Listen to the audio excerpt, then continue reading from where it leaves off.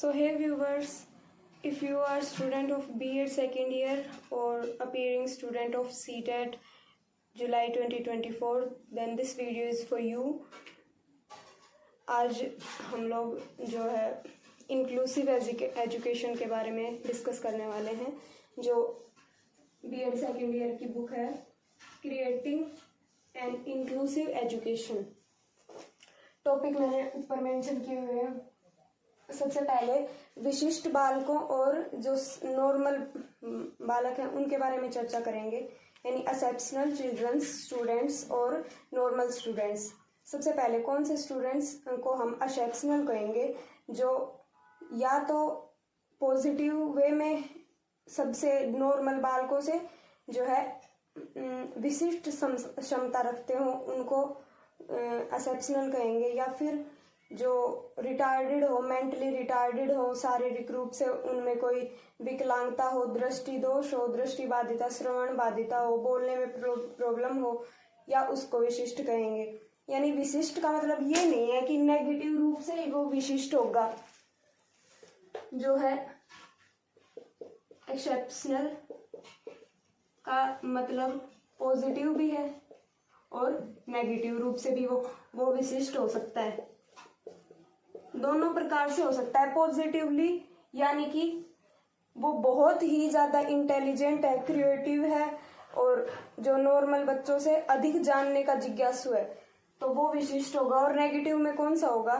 Negative में वो होंगे जो देख नहीं सकते, बोल नहीं सकते, सुन नहीं सकते, या फिर चल फिर नहीं सकते, लोकोमोटर उनको कोई प्रॉब्लम है, या फिर कोई मेंटली रिटार्डेड है, दिमाग सही से चल नहीं पाता, मंदबुद्धि यानी कि इंटेलिजेंस लेवल जिनका जो है अपने 20 या 25 लगभग 25 के अप्रोक्स होता है।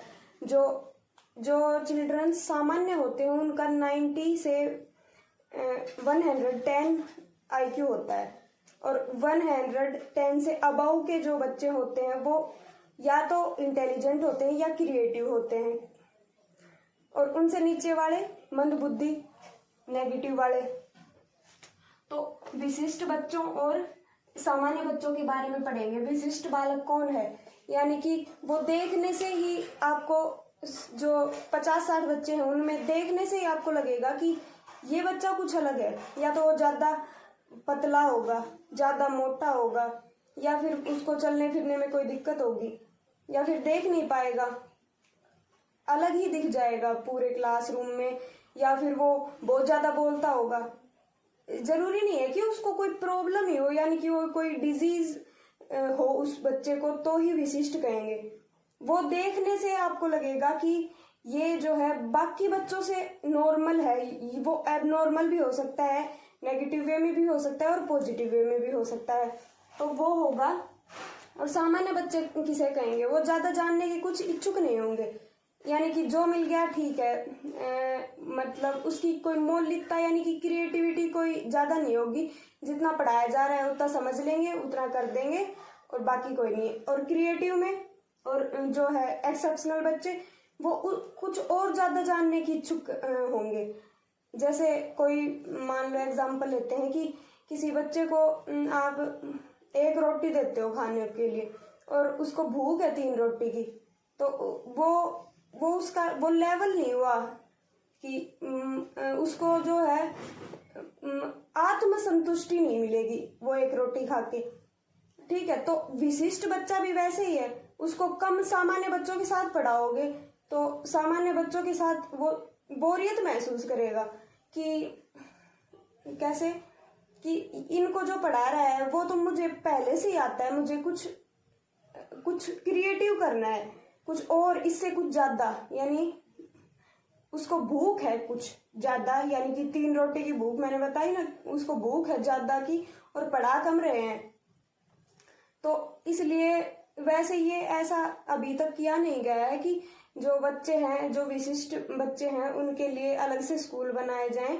लेकिन जो आपका ये है ना सैमुअल क्रिक, ये अकॉर्डिंग टू सैमुअल क्रिक, ये एक मनोवैज्ञानिक हैं जिनके अनुसार कि हमें जो ऐसे विशिष्ट बच्चे हैं उनके लिए अलग से स्कूल बनाने चाहिए, स्कूलों का प्रबंध करना चाहिए, या तो उनको अलग टीचर से, जो प्रशिक्षित टीचर हैं, जिनको सिर्फ इसलिए ही मतलब प्रशिक्षण दिया गया है कि वो दृष्टि बाधित बच्चों को, श्रवण बाधित बच्चों को पढ़ा सकें, या तो उन टीचर से पढ़वाओ या फिर उनकी अलग से क्लास लो, जो ज्यादा क्रिएटिव, ज्यादा जानने की इच्छुक है उनकी।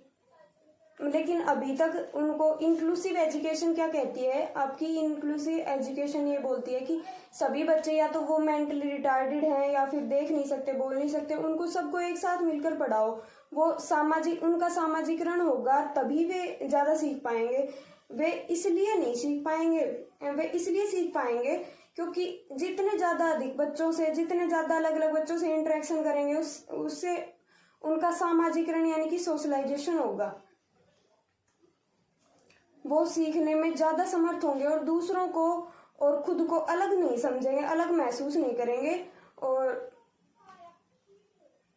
जो है पढ़ने में उनको आसानी होगी अगर नॉर्मल वातावरण दिया गया तो। इसलिए इन बच्चों को भी साथ में ही पढ़ाया जाता है अभी तक ना।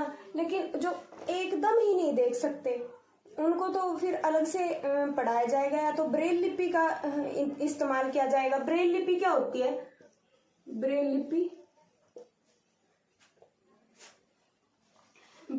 क्या होती है? ब्रेल लिपि में ये होता है कि जो अंधे बच्चे हैं वो टच करके कोई भी चीज को, कोई जैसे ये छह कोड्स होते हैं, इनमें जिसको जैसे ABCD है, ABC, तो अब इसमें A को क्या लिखेंगे? एक डॉट बड़ा, फिर छोटे छोटे छोटे छोटे छोटे, फिर B है, B, फिर C है, C। तो ऐसे डॉट्स होते हैं, तो वो महसूस करके, छू के इनको पहचानेगा। ये बाकी जो है, जैसे एक लकड़ी का गत्ता सा होगा, उस पे ये उभरे हुए होंगे जो बड़े वाले डॉट्स हैं, और ये जो है दसे हुए होंगे, तो वो इनको छू के पहचानेगा कि ये अगर एक डॉट है तो यानी कि A है, और दो डॉट अगर ऐसे हैं तो यानी कि B है, और ऐसे हैं तो यानी कि C है। ये है ब्रेल लिपि। इससे जो विजुअली इम्पेयर्ड बच्चे हैं, उनको इस लिपि से सिखाया जाता है। अब जो सामान्य बच्चे हैं, अब उनको ये थोड़ी ना सिखाएंगे, वो तो देख सकते हैं। अब उनकी क्या हुआ है, उनको इसकी जरूरत ही नहीं है। जरूरत किसको है? ब्रेल लिपि की, इसको। और ब्रेल एक साइंटिस्ट थे, मनोवैज्ञानिक, या फिर साइकोलॉजिस्ट, मनोवैज्ञानिक थे। अब ये भी जो है देख नहीं सकते थे, तो इन्होंने जो अंधे बच्चे हैं उनके लिए क्या किया कि मैं नहीं देख सकता और सारी दुनिया को ये पहले देख सकते थे, और बाद में कोई एक्सीडेंटली इनकी आंखें चली जाती हैं तो ये बाद में देख नहीं पाते। तो ये इनको लगता है कि बिना देखे तो बच्चा सोशली इंटरेक्ट किसी से कर नहीं पाएगा, और ना ही कुछ पढ़ लिख पाएगा, ना ही अपने विचारों को एक्सप्रेस कर पाएगा अगर पढ़ेगा ही नहीं तो इसने इस लिपि का जो है आविष्कार किया था। ये लिपि वैसे बहुत महंगी पड़ती है, महंगी है। इसमें महंगी बुक्स आती है, महंगे जो है बहुत लेंथी होती है। अब विशिष्ट बालकों की परिभाषा क्या है, यानी कि विशिष्ट बालक कौन है?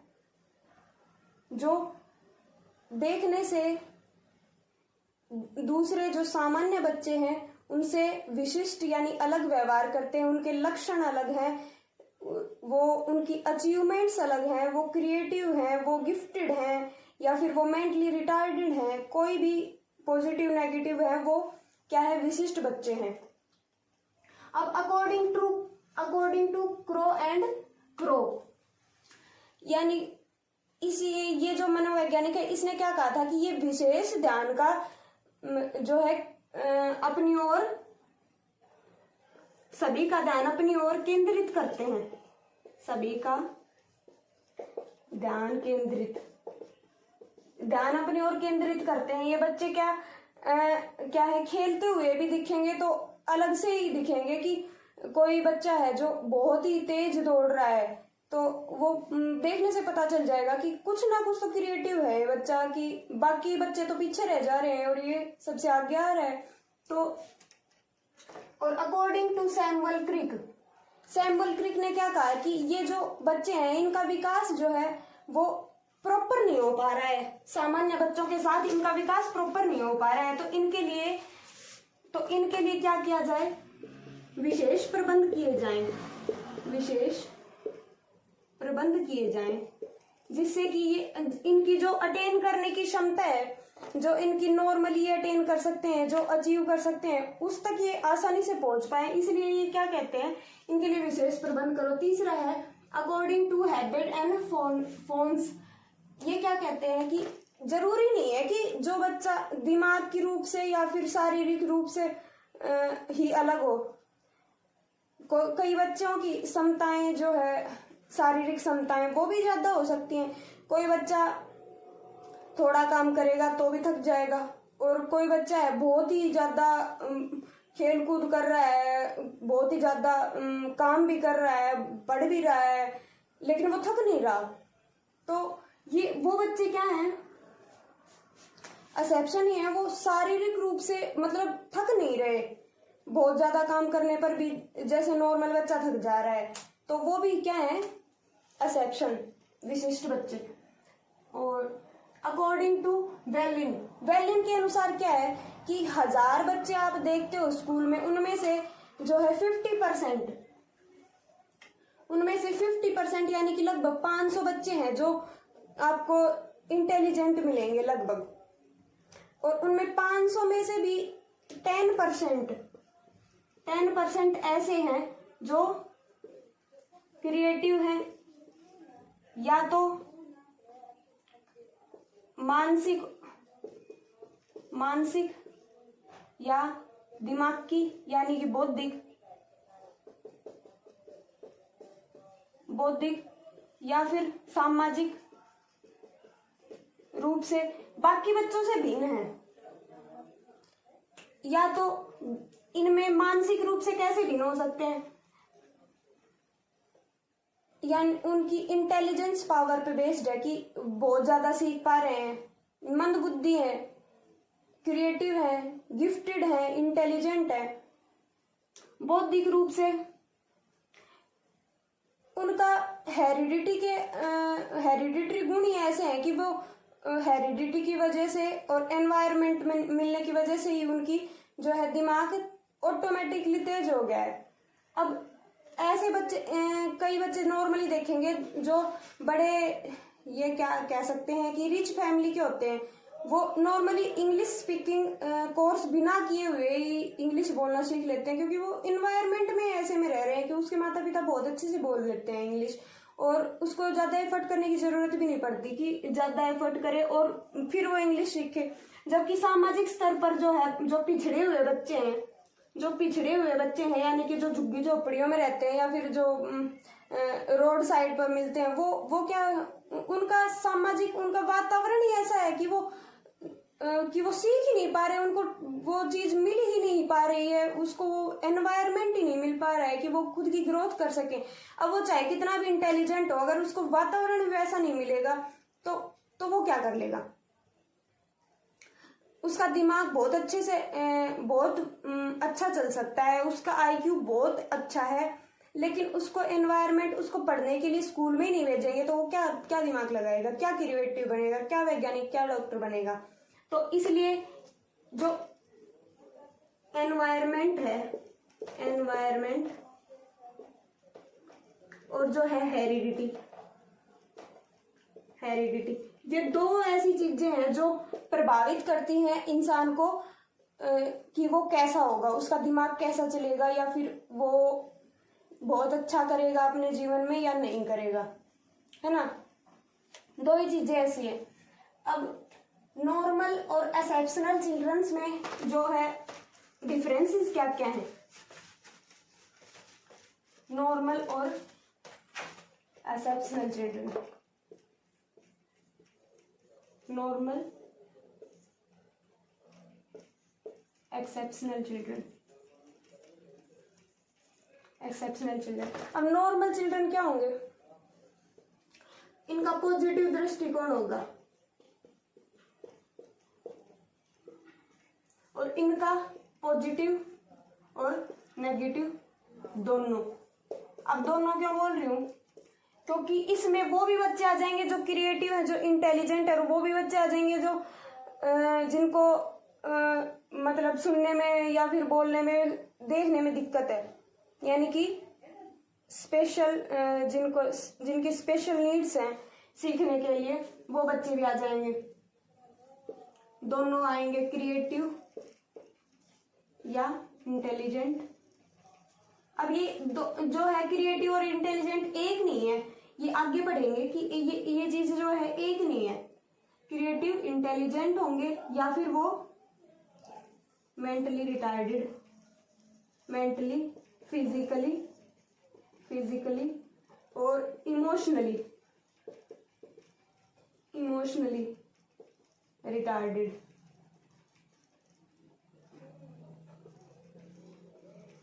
इमोशनली रिटार्डेड होंगे।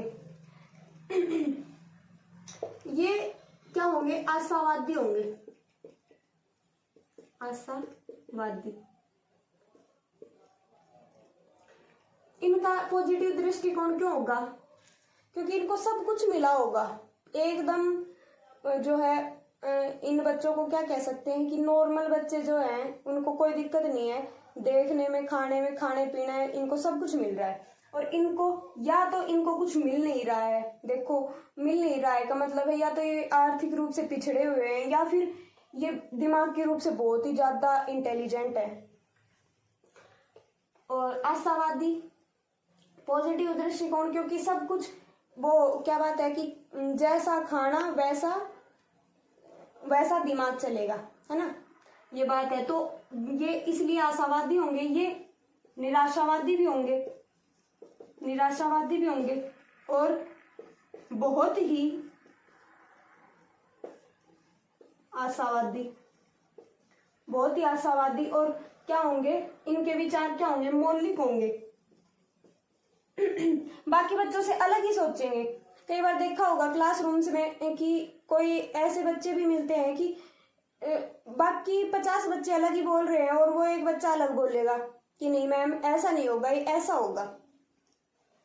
और ये वो है जो हाँ में हाँ मिलाते हैं, ना में ना मिलाते हैं, और मैडम जैसा बोलती है कि समझ गए बच्चे, और ये पर्सन उठाएंगे उस पे कि नहीं समझे, या फिर इसका उत्तर मैम ये क्यों नहीं होगा, ये ऐसे क्यों नहीं हो सकता, ये ऐसे ही क्यों हुआ।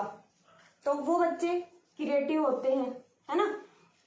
मेंटली रिटार्डेड, अब ये सुन ही नहीं पाएंगे, आप कितना भी बोलो सुनेंगे नहीं तो समझ में कैसे आएगा, या देख ही नहीं पाएंगे तो समझ में कैसे आएगा। सिर्फ सुन के थोड़ा बहुत समझ में आ सकता है, लेकिन इतना नहीं कि वो देख कर जितना आ जाएगा उतना नहीं समझ पाएंगे, क्योंकि ये जो है हाथ से इनको स्पर्श करके या फिर अनुभव करके सीखते हैं, जो दृष्टिबाधित बच्चे होते हैं। अब हम ये तो कर नहीं सकते कि भाई कोई शेर का बताना है कि शेर कैसा होता है, तो शेर ले आए इनके लिए, भाई छुओ इसको और पता करो ये शेर है, ये तो नहीं हो सकता। तो वो शेर की जो उसको बताया गया है कि ऐसा होता है, ऐसा पीला पीला सा होता है, थोड़ा बड़ा सा होता है, 4 पैर होते हैं, वो यही बता पाएगा। और जो जिसने देखा है, जो पूरी तरह से ठीक है बच्चा, वो क्या बता देगा, वो अपने अनुभव के बेसिस पे बता देगा कि ये जो शेर होता है ये ऐसा होता है, वहां मिलता है, यहाँ मिलता है, सब कुछ बता देगा, जो उसने जैसा जैसा देखा है ना। अब ये जो नॉर्मल बच्चे हैं ये सबके साथ घुल मिल जाते हैं, सबके साथ मिलनसार होते हैं, या समायोजन कर लेते हैं। और ये क्या होते हैं, अलग से ही रहेंगे, या तो वो विशिष्ट बच्चा है, पॉजिटिवली हो चाहे नेगेटिवली हो, वो अलग ही रहेगा, सबसे अलग अलग बैठेगा, अलग अलग किसी से, कई बार किसी से बात भी नहीं करेगा। जो है इंट्रोवर्ट्स होते हैं, अपने मन में तो बहुत कुछ सोचेंगे लेकिन किसी को कुछ बोलेंगे नहीं।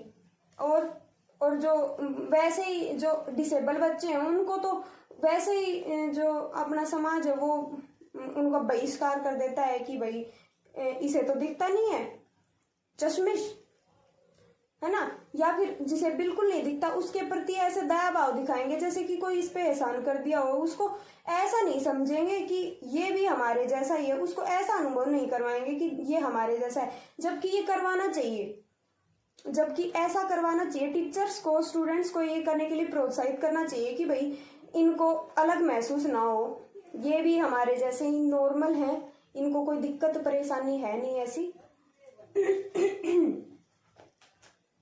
और विशेष आवश्यकताओं वाले बच्चे,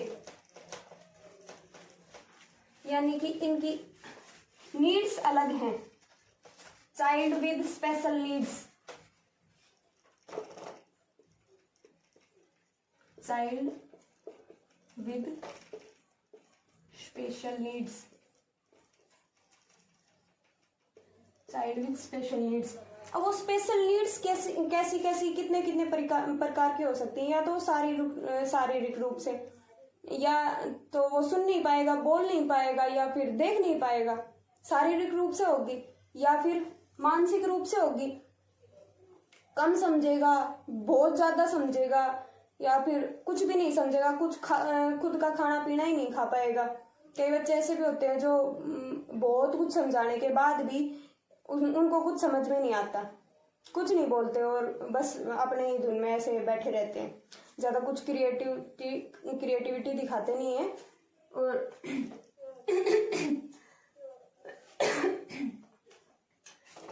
और जो गिफ्टेड बच्चे हैं वो तो मैंने अब यहाँ पर बताती हूँ, गिफ्टेड और जो है इंटेलिजेंट में डिफरेंस, गिफ्टेड और इंटेलिजेंट।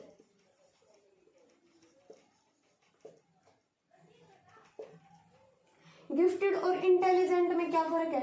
गिफ्टेड तो वो है जो क्रिएटिव है, क्रिएटिव वो है जो जिसकी सोच डाइवर्जेंट है। अब डाइवर्जेंट सोच का मतलब क्या हुआ कि वो कोई एक क्वेश्चन है, टीचर ने समझाया,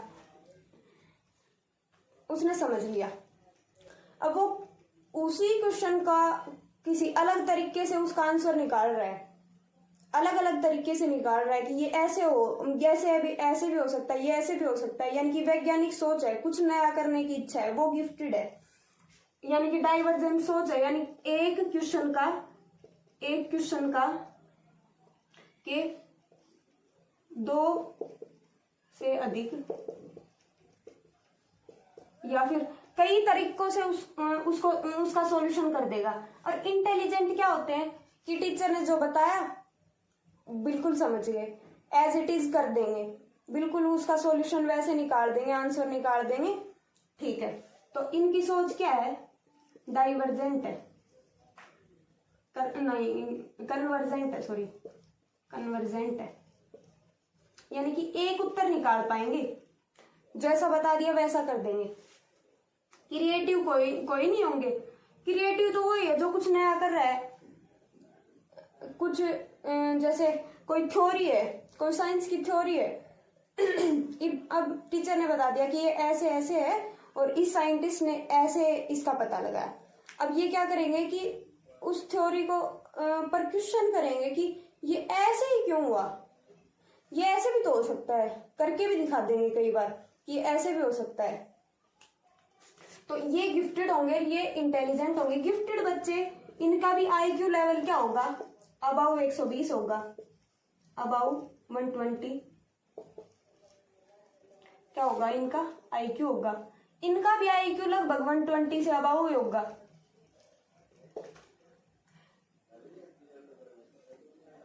टू 120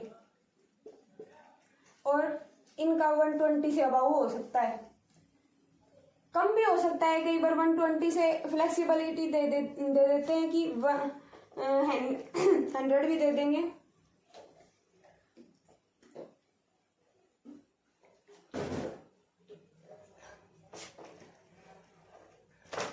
ये है गिफ्टेड और इंटेलिजेंट बच्चों के बीच अंतर। अब सामाजिक रूप से विकलांग और क्या है, बहुविध विकलांग बालक, यानी कि अलग बहुविध, यानी कि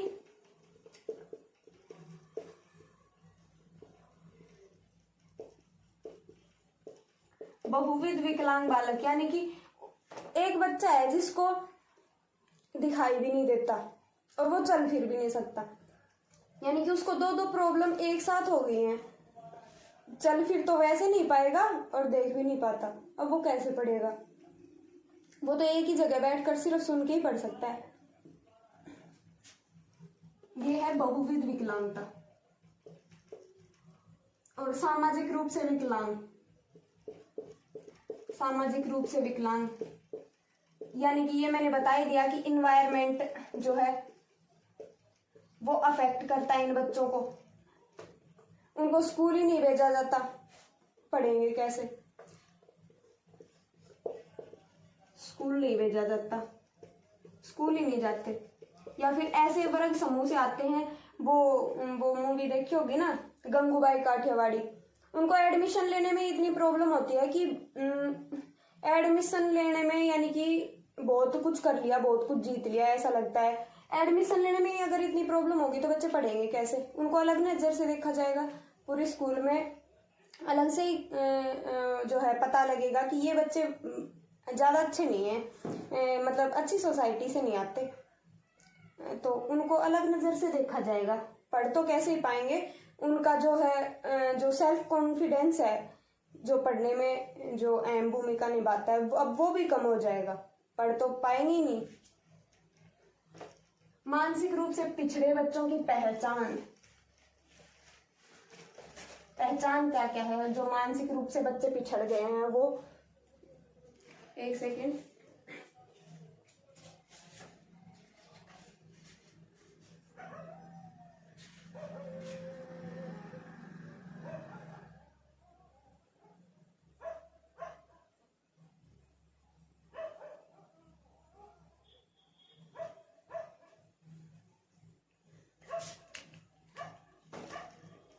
मानसिक रूप से जो पिछड़े हुए बच्चे हैं, अब उनका क्या है आईक्यू लेवल? आईक्यू क्या है? इंटेलिजेंस का जो मापने का जो है एक सूचक है। अब आईक्यू से इनका क्या होगा? लगभग 50 से 75 आईक्यू। जो मानसिक रूप से पिछड़े हुए हैं ये क्या करेंगे? कोई बात है, कोई क्वेश्चन है, कोई थ्योरम है, उसको बुला जल्दी देंगे, जल्दी से बुला देंगे, या तो फिर समझेंगे ही नहीं, या तो फिर बहुत देर से समझेंगे, बहुत देर लगा के समझेंगे और समझाने के बाद भी भूल जाएंगे। ये वो बच्चे हैं। अब सामान्य रूप से पिछड़े, सामान्य रूप से पिछड़े में क्या कौन कौन से आएंगे?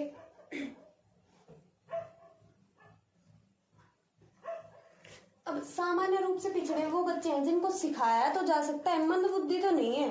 ये ऊपर वाले जो है मानसिक रूप से ये तो थे मंद बुद्धि। अब ये सामान्य पिछड़े बच्चे हैं, ये मंद बुद्धि नहीं है, यानी कि इनका दिमाग काम करता है, लेकिन ये क्या है, पढ़ने में रुचि नहीं लेते, बहुत ही आलस्य इनमें भरा हुआ होता है कि कोई काम करना ही नहीं चाहते, जहां पर बैठ गए वहां पर बैठ गए। अगर करना चाहें तो ये कुछ कर सकते हैं, ये पढ़ सकते हैं। और पीछे वाले जो मैंने बताए हैं वो पढ़ने में उनको बहुत प्रॉब्लम होती है, वो मेंटली रूप से पढ़ नहीं पाते। मेंटली रूप से इनकी लगभग 70 आईक्यू है, 70 से 75 आईक्यू है। यानी कि अगर इनको प्रशिक्षण दिया जाए, अगर इनको प्रशिक्षण दिया जाए या पढ़ाने की कोशिश की जाए तो शायद ये पढ़ पाए। उनका तो शायद भी नहीं है। जो पीछे मानसिक रूप से जो रिटार्डेड है, मेंटली रिटार्डेड बच्चे हैं, वो तो सिखाने के बाद भी खाना खाना सीख ले बहुत बड़ी बात है। और ये बच्चे ये सिखाने के बाद अपना खाना खाना कुछ काम भी कर देंगे। आपको अगर सिखा दिया जाए कि ये काम ऐसे होगा, भाई अपने कपड़े ऐसे ऐसे करके ऐसे धो लिया करो, तो ये कर देंगे वो काम वैसे के वैसे एज इट इज कर देंगे। तो इनमें वो आईक्यू उतनी होती है। है प्रॉब्लमेटिक चिल्ड्रन। प्रॉब्लमेटिक चिल्ड्रन यानी कि समस्यात्मक बच्चे। समस्यात्मक बच्चे ये कौन से हैं समस्यात्मक बच्चे? समस्यात्मक बच्चे वो हैं जो वैधानिक रूप से यानी कि जो अपने संविधान में जो है जिन चीजों को नहीं करने के लिए कहा गया है या फिर जिनकी वजह से आपको अरेस्ट होना पड़े वो तो ये करते नहीं है। ये क्या करते हैं? ये अपने साथी समूह, साथी या फिर अपने पेरेंट्स या फिर टीचर, इन तीनों को परेशान करते हैं। सिर्फ परेशान कर सकते हैं, उनके लिए समस्या उत्पन्न कर सकते हैं, मतलब दिमाग मेंटल कर सकते हैं उनको, ये कह सकते हैं। साथियों में पेरेंट्स को भी टीचर्स को कैसे करेंगे? स्कूल में टीचर पढ़ा रही है, पीछे से चोक मारेंगे या फिर कोई पीछे से आवाज निकालेंगे, फिर चुप हो जाएंगे, यानी कि समस्या पैदा करें। और पेरेंट्स को क्या? अब पेरेंट्स को जो साथी समूह है उनके साथ जो है लड़ाई वड़ाई करेंगे और उनको किसी बच्चे को पीट देंगे घर में। अब ये साथी समूह, अब इनमें से कोई एक आएगा, इनमें से किसी एक को पीट दिया, अब वो बच्चा आ रहा है पेरेंट्स के पास, वो बच्चा इसके पेरेंट्स के पास आया कि इसने जो है सोहन मोहन जो भी राम श्याम जो नाम है इसका, इसने जो है मेरे को पीटा। अब पेरेंट्स को भी प्रॉब्लम ही होगी कि तीसरे दिन तू कोई बात का उलाना लेके आता है घर पे, कुछ काम का नहीं है तू बच्चा, है ना। तीसरे दिन किसी की खिड़की का कांच तोड़ दिया बैट बॉल खेलते हुए, तो पेरेंट्स को आकर बोलेंगे तो इनके लिए समस्या उत्पन्न करेगा, बच्चों को पीट देगा, टीचर्स के साथ छेड़छाड़ करेगा, कुछ जैसे चौक वगैरह फेंकेगा। ऐसे बच्चे परेशानी उत्पन्न कर सकते हैं, लेकिन ये कोई ऐसा काम नहीं करेंगे जैसे कि चोरी हो, किसी को समझ गए, जो वैधानिक रूप से अवैध है या फिर जिसको इलेजिटिमेट है, कोई चोरी नहीं करेंगे, किसी का मर्डर वगैरह नहीं करेंगे। ये प्रॉब्लमेटिक है, बस समस्या क्रिएट कर सकते हैं ये। और अपराधी बच्चे, एक तो ये प्रॉब्लमेटिक है, दूसरे क्या है अपराधी। अपराधी बच्चे यानी कि जुवेनाइल ऑफेंडर, जुवेनाइल ऑफेंडर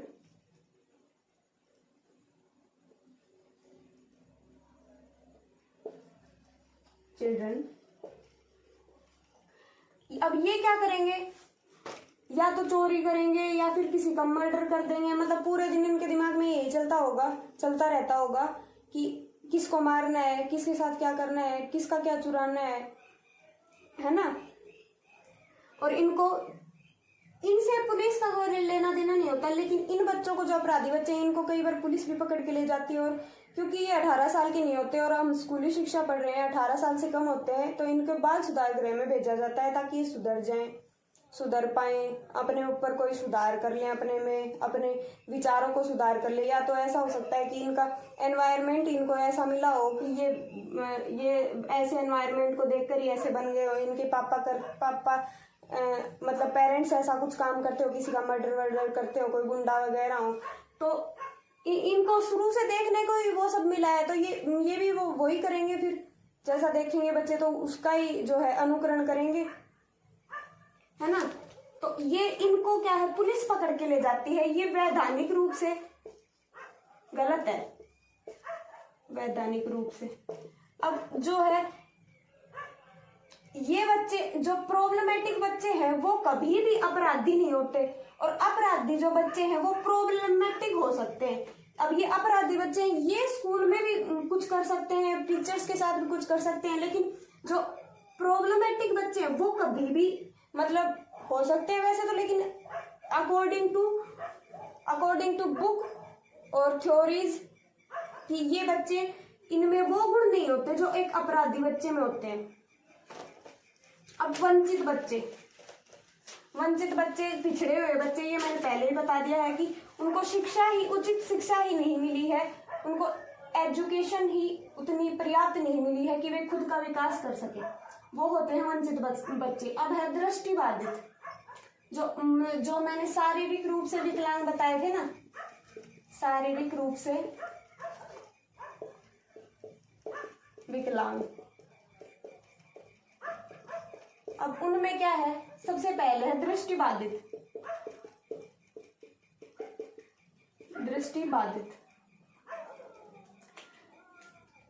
दूसरे हैं श्रवण बाधित,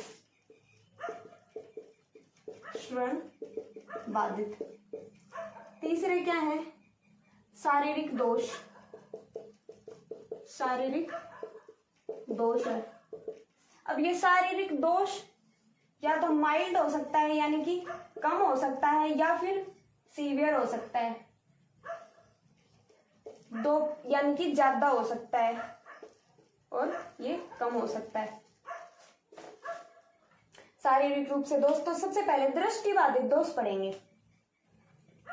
पहले कौन से पढ़ेंगे, दृष्टिबाधित दोष पढ़ेंगे।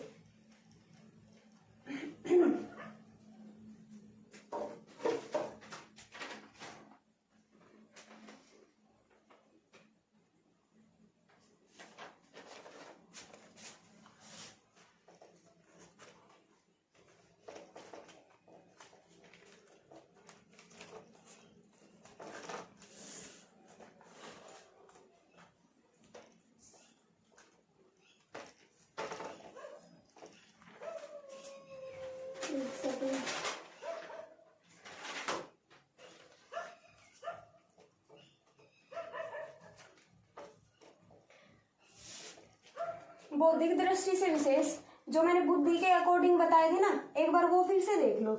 बौद्धिक रूप से, बौद्धिक दृष्टि से विशेष, वैसे तो इसमें कौन कौन से आएंगे, इंटेलिजेंट आएगा, एक तो इंटेलिजेंट आएगा, एक क्या आएगा, क्रिएटिव आएगा, करवा दिए मैंने तो, क्रिएटिव या गिफ्टेड, और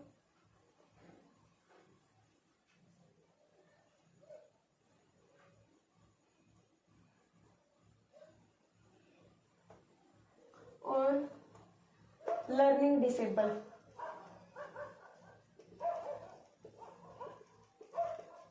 यानी कि उनको पढ़ने में प्रॉब्लम आएगी, मंद बुद्धि। अब ये मंद बुद्धि वाला जो है टॉपिक, वो है समझने वाला, ये मैंने समझा दिए हैं पहले ही कि इनकी IQ इनमें कितनी होगी। अब मंद बुद्धि वाला देखो, मंद बुद्धि कौन से होंगे, 3 प्रकार के मंद बुद्धि होंगे, 3 प्रकार के होंगे मंद बुद्धि कितने प्रकार की होगी, 3।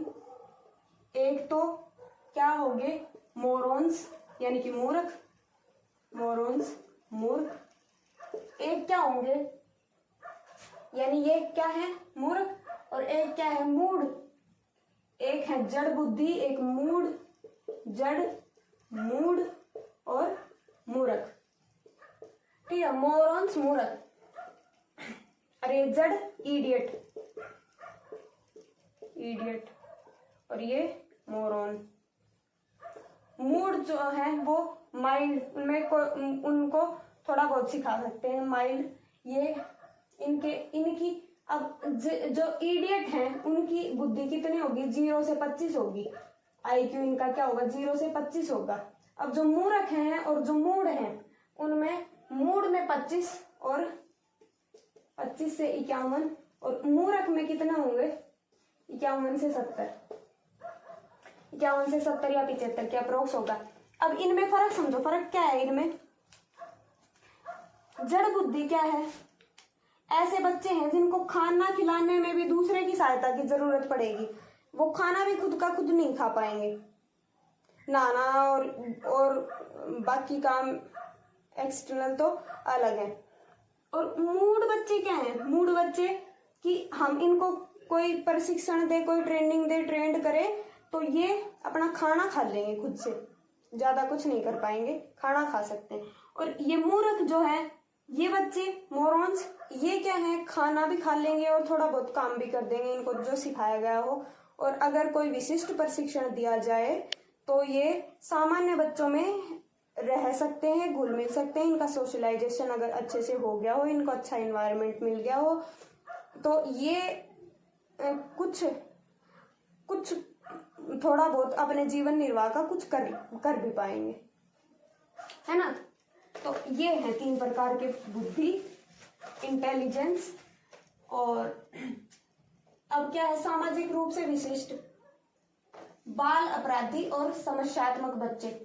ये मैंने करवा दिया है। बाल अपराधी यानी कि जुवेनाइल ऑफेंडर, जो दोष करते हैं, जो वैधानिक रूप से अवैध है, जो जिनको पुलिस पकड़ के लेके जाती है, वो है जो आपके बाल अपराधी। ये सामाजिक रूप से अलग हैं। और दूसरे क्या है, समस्यात्मक बच्चे। ये पब्लिक को कोई जो है इंटरप्ट नहीं करते, इंटरेक्शन उनके साथ कोई ज्यादा वो नहीं करते, ज्यादा उनको प्रॉब्लम क्रिएट नहीं करते, लेकिन प्रॉब्लम क्रिएट करते हैं, लेकिन उनको क्या है, पुलिस पकड़ के नहीं ले जा सकती। वो कोई ऐसा अपराध नहीं करते जिसको अपराध कहते, वो नहीं करते। दृष्टिबाधित बच्चे। अब बाधिता के लिए एक है, अब क्या पढ़ेंगे, दृष्टिबाधित यानी कि जो शारीरिक रूप से विकलांग है, उनमें सबसे पहले क्या है, दृष्टिबाधित। अब एक वो है स्लिंस,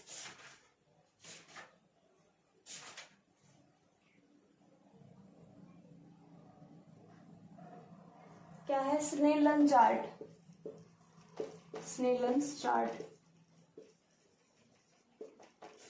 अब इससे क्या पता चलता है कि कौन बच्चा दृष्टिबाधित है और कौन नहीं है। इसमें ई वर्ड को लिया गया है, ई वर्ड को इंक्लूड किया गया है,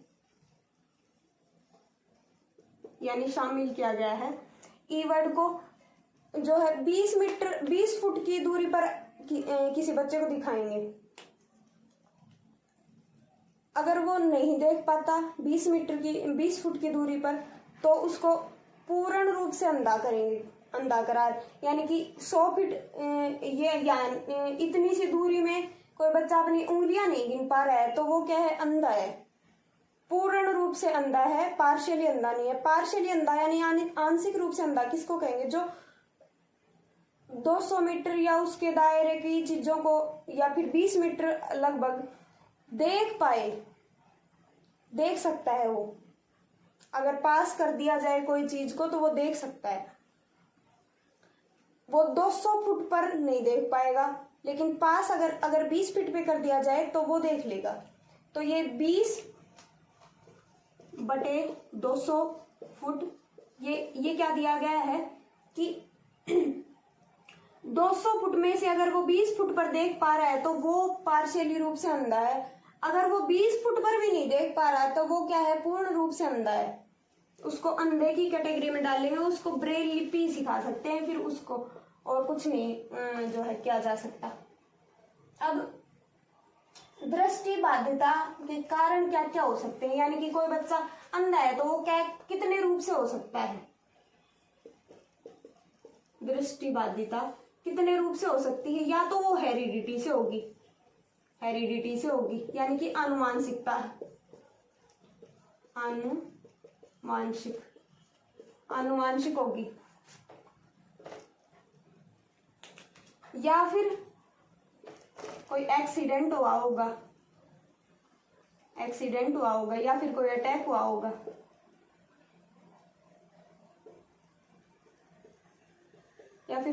हुआ होगा, कोई इंजरी हुई होगी, कोई एक्सीडेंट में कोई इंजरी हो गई होगी, या फिर वो जन्म से अंधा होगा, या फिर जन्म के बाद हो गया होगा,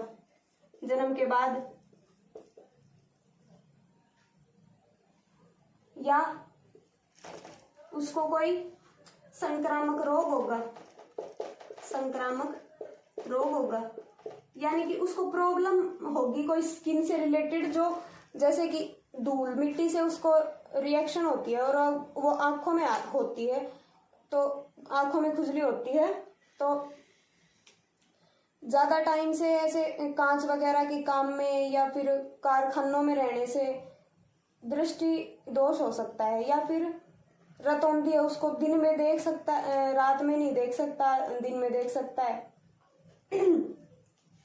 रतौंधी है, रतौंधी भी रोग ही हो गया, यानी कि या तो कोई उसको रोग है या फिर क्या है, एक्सीडेंट हो गया, या फिर हेरिडिटी रूप से, यानी कि उसके जो है माता पिता या फिर दादा दादी में से कोई एक अंधा हुआ होगा पहले, तो वो उसके हेरिडिटी गुण उसमें आ गए हो बच्चे में, हो सकता है ऐसा भी। या मम्मी पापा अंधे हो तो बच्चा अंधा हो सकता है, नहीं भी हो सकता लेकिन हो भी सकता है।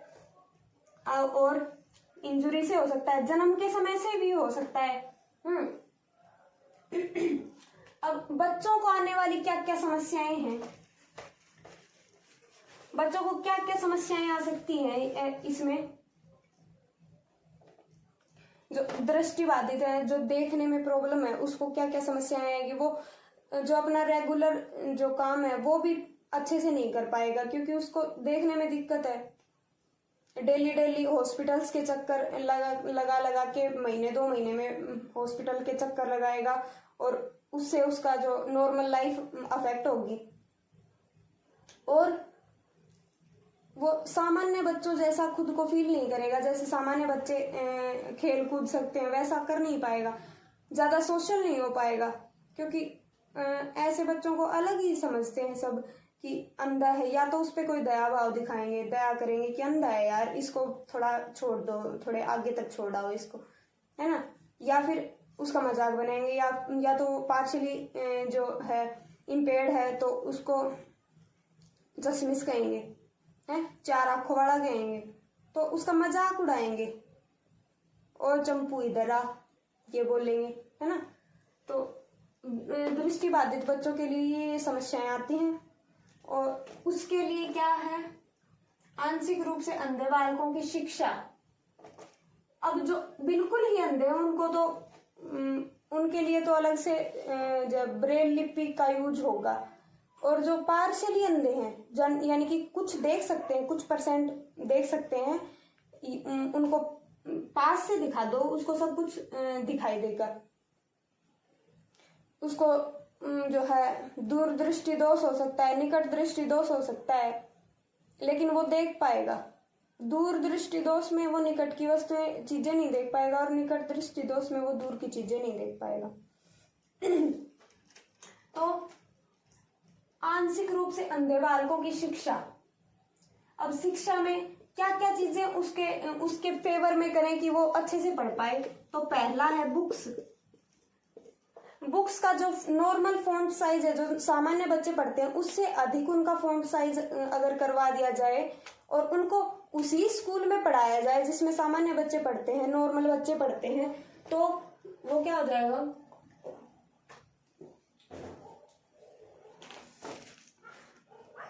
अच्छे से पढ़ पाएगा, सामान्य बच्चों में अच्छे से पढ़ पाएगा। और ये किसका एग्जाम्पल है, इंक्लूसिव एजुकेशन का, यानी कि समावेशी शिक्षा।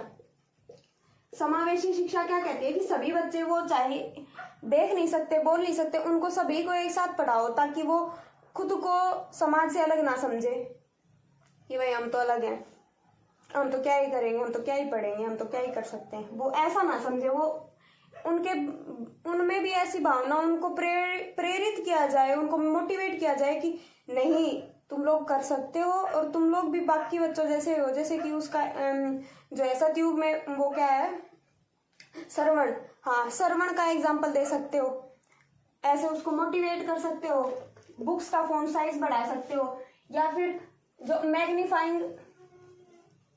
मैग्नीफाइंग जो ग्लास आता है, जो ज्योमेट्री बॉक्स में आता था पहले, जिसको हम यूं जूम कर करके देखते रहते थे, अपन को पूरा दिखता था प्रॉपर, लेकिन उसको जरूर यूज करते थे खेलने के लिए। लेकिन वो किसके लिए होता था, जो विजुअली इम्पेयर्ड बच्चे हैं, यानी कि उनको देखने में प्रॉब्लम है, तो बुक में से ऐसे देखकर बड़े अक्षरों को छोटे अक्षरों को बड़े रूप में देख पाए। तो मैग्नीफाइंग ग्लास का यूज कर सकते हैं, या फिर उनको जो नॉर्मल लाइट है उसमें नहीं दिखता, थोड़ी ही अगर ब्राइटनेस या फिर लाइट बढ़ा दी जाए तो उनको दिख सकता है, तो रोशनी थोड़ी ज्यादा कर देंगे उनके लिए। जो बाधाएं जो क्लास में है, जो आगे कोई जो स्टूल वगैरह कोई टेबल वगैरह रखी है तो उसको हटा देंगे, ये थोड़ी बहुत बाधाएं हैं वो अलग कर देंगे, उसको प्रेरित कर देंगे, प्रेरणा दे देंगे। या फिर व्यावसायिक जो विजुअली इम्पेयर्ड है, थोड़े बहुत देख सकते हैं, तो उनको ये तो नहीं कहेंगे कि भाई तुम जाके और आर्मी ज्वाइन कर लो। अब उनको दिखेगा ही नहीं कि दुश्मन कहाँ है, तो बंदूक तो किस पे चलाएंगे। अब उनको ऐसा कोई व्यवसाय की तरफ जाने के लिए हम मोटिवेट करेंगे कि हम मतलब टीचर्स उनको ऐसा मोटिवेट कर सकते हैं कि तुम लोग ऐसा कुछ कर सकते हो जिसमें देखने की ज्यादा जरूरत ना पड़े, आंखों की थोड़ी कम जरूरत पड़े।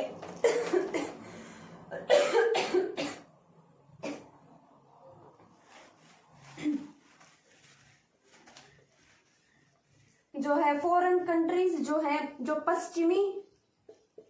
पश्चिमी जो देश हैं, वो तो उनके जो है एजुकेशन में क्या यूज होने लग गया है,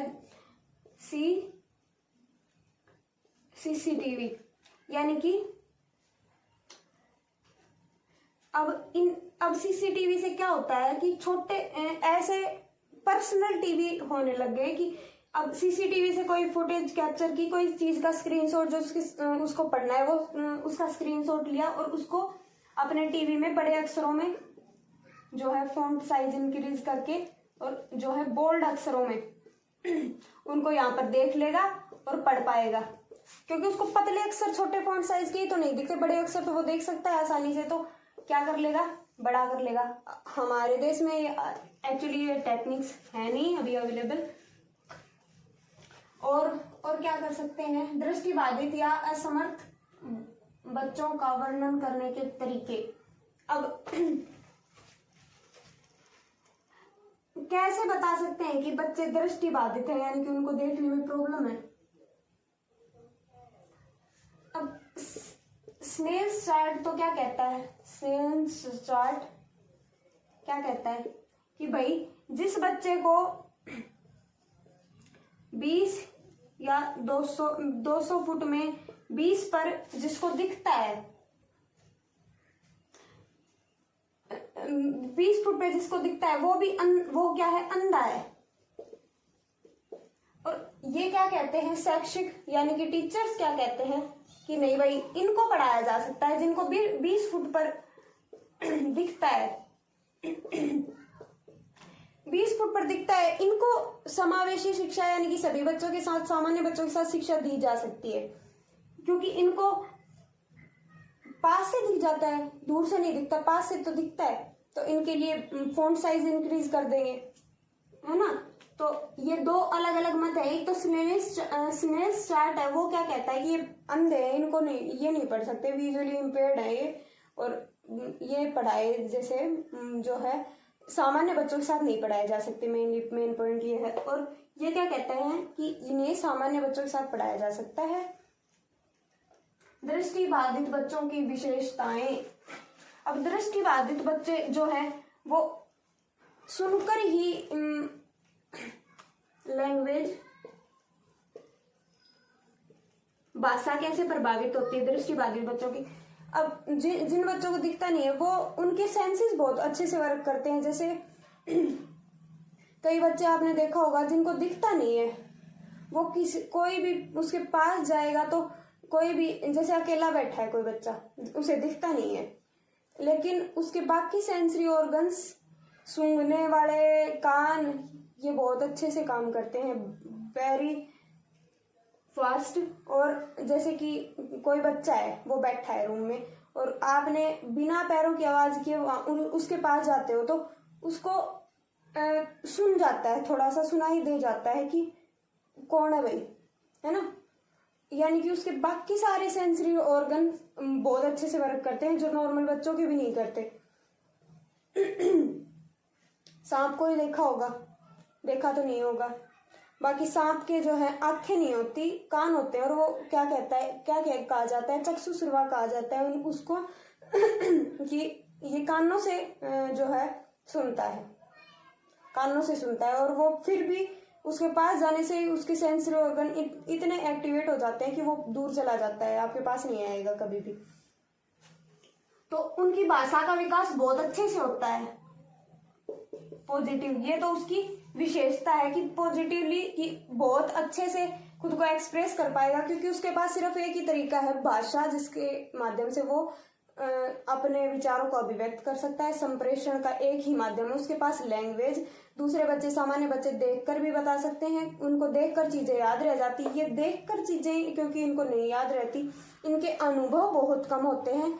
और जो सामान्य बच्चे हैं वो देखकर भी कोई चीज, लगभग कहते हैं ना कि देखकर ज्यादा सीखा जाता है, तो वो देखकर उतना सीख जाते हैं जितना कि ये अनुभव करके सीखते हैं। पर इनकी लैंग्वेज उनसे ज्यादा अच्छी होती है। और क्या है, बौद्धिक योग्यता। बौद्धिक योग्यता,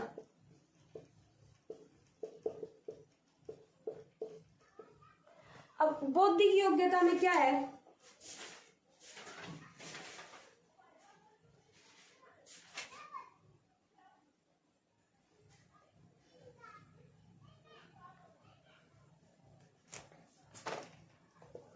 बौद्धिक योग्यता में क्या है कि ये बच्चे सुनने वाले बच्चों से भी अधिक जो है इनमें क्षमता होती है।